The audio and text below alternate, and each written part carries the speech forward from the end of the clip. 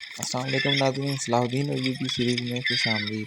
Episode के आगाज में एक शख्स बड़ा सा नक्शा खोल देता है और एक आवाज गूंजती है, ऐ बेटे ये कहानी तुम्हारे आबा अजदाद की है जिन्होंने आसमान से आने वाले हुक्म से बराज़म अपनी कमान मिली है। ये किस्सा मक्का से शुरू हुआ जहाँ पहला हुक्म नाजिल हुआ और फिर लोगों के दिलों को फतह करते हुए हिंदुस्तान से लेकर उंदलस तक, अनातोलिया से लेकर मुकद्दस शहर कुद्स तक हिदायत की रोशनी हर तरफ अमन और इंसाफ के साथ फैल गई। और फिर एक दिन हिलाल के सादे सुलेब के दिल के करीब आ गए। अर्जेंटीनी शहंशाह फरेंग की सरजमीन के पहुंचने मदद मांगी। उधर फ्रेंसा किले में लोग काम कायदे मसरूफ होते हैं। आवाज मजीद गूंजती है और परबंदर ने तमाम ईसाइयों को पैगाम भेजा। तमाम ईसाई मालिक मिलकर खड़े हो गए। हर वो शख्स जो तलवार इस्तेमाल कर सकता था वो की दावत में शामिल हुआ। मुसलमानों ने ईसा इस्लाम के शहर कुद्स पर कब्जा कर लिया। इसके साथ ही हम सुलेबी फौज को देखते हैं जो तेजी से आगे बढ़ रही होती है। वो शख्स कहानी को आगे बढ़ाते हुए कहता है वो कुछ दुनिया के बहुत करीब पहुंच जाए हैं। इसके साथ ही हम सुलेबियों के सरबराह को देखते हैं जो अपनी फौज को मुखातिब करते हुए कहता है हमने अगर मुसलमानों को न रोका तो वो जल्दी तमाम ईसाई ममालिक पर कब्जा कर लेंगे। मुसलमानों को तबाह करना और कुछ को वापस हासिल करना तमाम ईसाइयों का फर्ज है। जो भी इस मुकद्दस जंग में शामिल होगा उसके तमाम गुनाह माफ हो जाएंगे और वो जन्नत में जाएगा। कुछ हमारा होगा क्योंकि ये खुदा की मर्जी है। उसके ये कहते साथ ही सब सुलेबी तलवारें लहराते हुए कहते हैं ये खुदा की मर्जी है, ये खुदा की मर्जी है, ये खुदा की मर्जी है। अगली नजर में हम देखते हैं कि सुलेबी फौज मुसलमानों पर हमले कर देती है। खवातीन, बुजुर्ग, बच्चे हर कोई इस धुन की भेंट चढ़ जाता है। धुन बढ़ता है और बढ़ता ही चला जाता है। एक मुसलमान शख्स की आवाज गूंजती है। ईसाई फौजियों ने इस्लाम की सरजमीनों पर हमला किया और मुसलमानों के खिलाफ सुलेबी जंगें शुरू हो गई। इसके साथ ही हम एक सुलेबी फौजी को देखते हैं जो कमरे के अंदर खवातीन, बच्चे और बुजुर्ग को बंद करते हुए कमरे को आग लगा देता है। आवाज मस्जिद गूंजती है। उन्होंने अनातोलिया और बहुत से दूसरे मुस्लिम ममालिक में मुसलमानों का कत्लेआम किया। उन्होंने औरतों और बच्चों को यकसा कत्ल किया। उन्होंने अल्लाह के घरों मस्जिदों को तबाह कर दिया। उन्होंने अल्लाह के कलाम कुरान पाक को जलाया। वो जहाँ से भी गुजरे वो वहशत, खून और मौत को छोड़ करके और आखिर में वो मुकद्दस शहर कुद्स पहुंचे। ऐ बेटे हमने कुद्स को अमन का शहर कहा लेकिन वो वहाँ वहशत लेकर आए। हमने उस शहर की हुकूमत का एहतराम किया लेकिन उन्होंने उसे जुल्म में गर्क कर दिया और खून की नदियां बहा दी। जुल्म की दास्तान रकम करने के बाद सुलेबी सिपाही वहाँ मौजूद सामान को भी जला कर राख कर देते हैं। नाज़रीन, इसके बाद हम महल में अमीर नूरुद्दीन ज़ंगी को देखते हैं जो इस कहानी को बयान करते हुए लिख रहे होते हैं। ऐ बेटे आपको मालूम होना चाहिए कि कुछ सिर्फ एक शहर नहीं बल्कि ये एक मकसद है। जब तक कुछ पर जालिमों का कब्जा होगा मुसलमान जुल्म में कैद रहेंगे। आलमी इस्लाम को हक लेकर आने और बातिल को निकाल फेंकने वाले बहादुर का इंतजार है। ऐ मेरे बेटे ये मकसद आपके वालिद नूरुद्दीन ज़ंगी की तरफ से आपको नसीहत और अमानत के तौर पर सौंपा गया है। ये मकसद हमारी उम्मत की उम्मीद और हमारे अबाउजदाद की पहले वही के बाद शुरू होने वाली कहानी है। ऐ बेटे जब तक तुम इसकी हिफाजत करोगे ये कहानी खत्म नहीं होगी। इसलिए हमें खादमा इजाजत लेकर वहाँ आती है और कहती है अमीर नूरुद्दीन हजरत उधर में है। उधर नजमुद्दीन अय्यूब अपने काफिले के साथ ज़ंगी ज़मीनों की जानिब आ रहे होते हैं कि काफिले में मौजूद उनकी बीवी फातिमा खातून हामला होने की वजह से काफी तकलीफ में दिखाई देती है। ये देखकर नजमुद्दीन अय्यूब कहते हैं फातिमा खातून सब्र करोगा। इसके साथ ही हम देखते हैं कि नजमुद्दीन अय्यूब का भाई शेर को सिपाही से पूछता है क्या सूरत हाल है। जवाबन सिपाही कहता है वो अब करीब है, वो तकरीबन हम तक पहुँच रहे हैं। जवाबन शेर को कहता है ठीक है उन्हें देखते रहो। ये सुनते साथ ही सिपाही पर से पलट जाता है। उधर अय्यूब मुसलसल अपनी बीवी को सब्र की तलकीन कर रहे होते हैं। जवाबन वो कहती है मैं सब्र नहीं कर सकती, अय्यूब सब्र नहीं कर सकती। ये सुनते साथ ही नजमुद्दीन तेजी से अपने भाई शेर को भी पास आते हैं और कहते हैं शेर को हमें रुकना होगा, वो दर्द में है, हमें रुक जाना चाहिए। तो शेर को कहता है हम नहीं कर सकते अय्यूब,